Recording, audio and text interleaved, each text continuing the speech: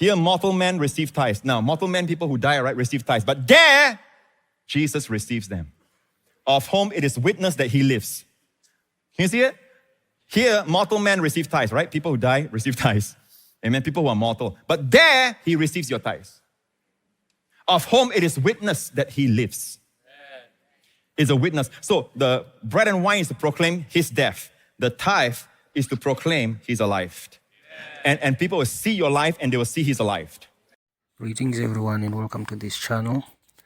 Today we just want to talk briefly about the issue of tithing, the contentious issue of tithing. Basically in the church we have practically two camps. One camp that says tithing is of the Old Testament, so it's no longer a requirement for the New Testament believer, and the other camp that actually believes that tithing is still valid.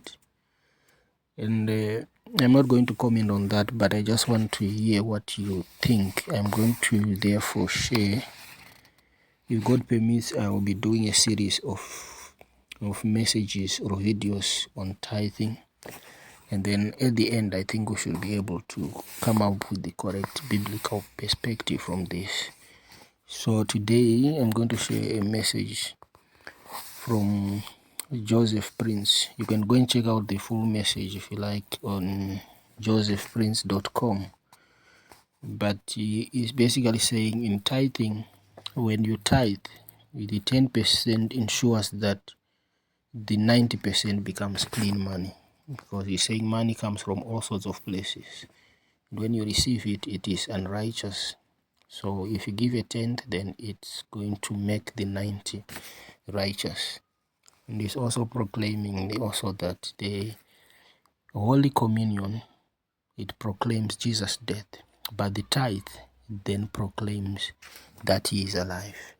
So please let me know what you think about this message. Also share, like, and subscribe to this channel. Thank you. And then there's this teaching. Someone says, you know, why must I tithe? If I take the money, by the way, notice that Jesus says unrighteous mammon just now. Is that a word? If not been faithful in the use of unrighteous mammon. Do you know that the default mode of money to God is unrighteous? It's filthy. I used to say things like many years ago, if a good man picks money, it becomes good money. A bad man picks money, it becomes bad money. But God says, no, money is unrighteous. Money is unclean. Because as a whole, the way money has been used around the world is unrighteous.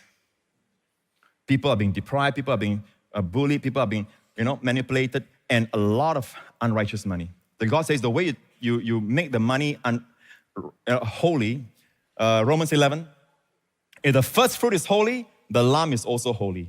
If the root is holy, so are the branches. You got it? If I take the first fruit, the rest become holy. And what is holy, the devil cannot touch. Are you listening, people? Now, Luke 11. Rather give alms of such things that you have, and behold, all things are clean unto you. Jesus said this. It's amazing that people say, they take my revelation of Jesus touching the leper, and the clean make the unclean clean, right? You know what they say? Why should I tithe? If I take the money, I am clean, the money is unclean, it's not clean. That's warp. It's like, let us sin more that grace may abound. I understand where the kind of reasoning come from. Now, with your kind of warp reasoning, I can also say, I go to Geylang, I'm clean, I touch a prostitute, she's unclean, now she's clean. I'm a drug addict, but I'm a Christian, amen? I'm clean, I take the drug, now I touch the drug, it's clean. Don't get warped. Don't get warped. All this happened because a lack of church life. There's no one speaking into these people's lives. Are you listening, people? Amen. Then Jesus said, give alms. There are some things you must do with money. Money is not part of you. You are clean, yes. You are righteous, yes. But money is unrighteous. So you take the first fruit, and now the rest becomes holy. What is holy thrives, grows, multiplies. The devil cannot touch. Amen. Then Jesus talked about tithing here. Woe unto you now. He gives you the right reason for tithing. All right? Woe unto you, Pharisees, for you tithe mint and rue and all manner of herbs and pass over judgment and the love of God. In other words, they tithe legalistically, all right? But they don't tithe with the love of God, with justice in mind. Amen? To make sure that the fatherless, the poor, and all. So it's just saying that do it the right motive.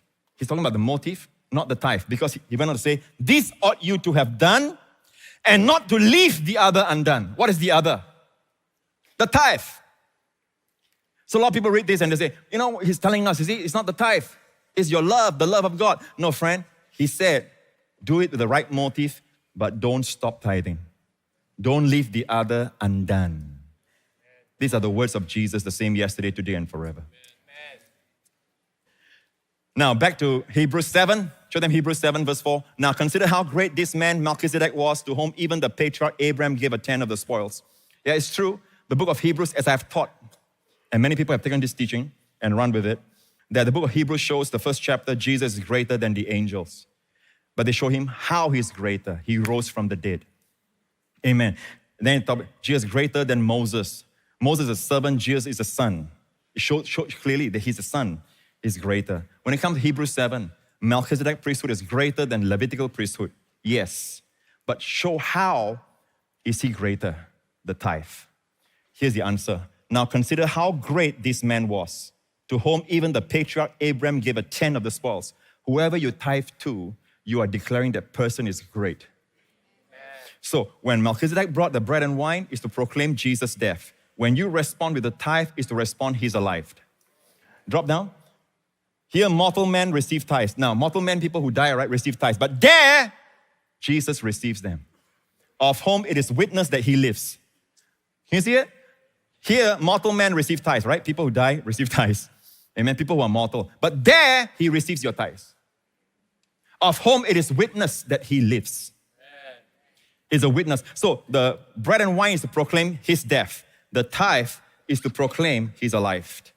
And people will see your life and they will see he's alive. Just like old Jacob, he didn't believe his sons when they say, Joseph is alive, Joseph alive. When he stepped out, he saw the wagons. Then he says, enough, my son is alive. People will see evidence of God's blessing on your life to the point that they'll say, God is alive. Or Jesus is alive. Amen? So the Lord's Supper is to proclaim his death. The tithe is to proclaim he's alive in your life. And all the people said, Amen. Give Jesus the praise.